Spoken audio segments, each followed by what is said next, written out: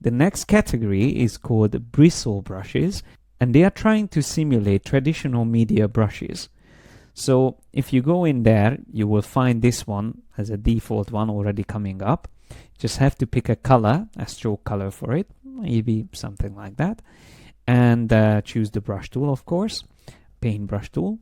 And immediately I can see a preview which shows me that this type of brush can actually pick up not just the strength, how I use the tablet, but also the angle in which I hold the pen over the tablet.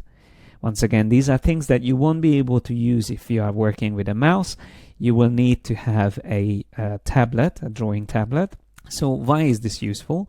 Well, depending on the angle I hold it, I will always get a different profile. So if I draw it in another way, you can see it is much less thicker because of the angle I held my pen.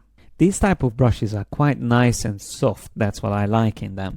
So this is probably the least vector looking brush category. It's more like watercolor or oil, and definitely when you start adding it up and there's more of them layer on layer, it starts to look even more convincing that it wasn't made of vectors.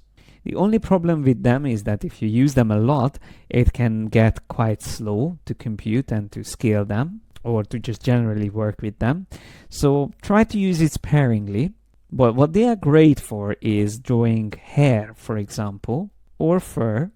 So let me just show that to you quickly. Using the same settings that I have here, I'm just going to draw quickly a few strokes.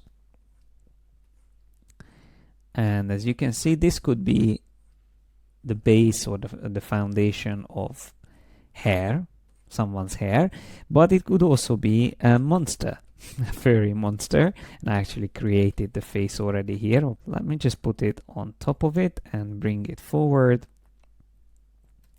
There you go. Of course, these brushes have their settings as well, so if I double click on it, I will find a lot of options that I can play with. And these are all the different types of shape presets from which you can choose. Make sure you spend some time experimenting with this category as well, especially if you have a tablet.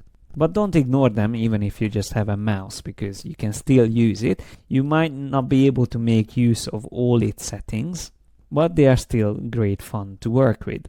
Personally, I work with bristle brushes quite less, but I'm going to show you my favorite category in the next video called pattern brushes.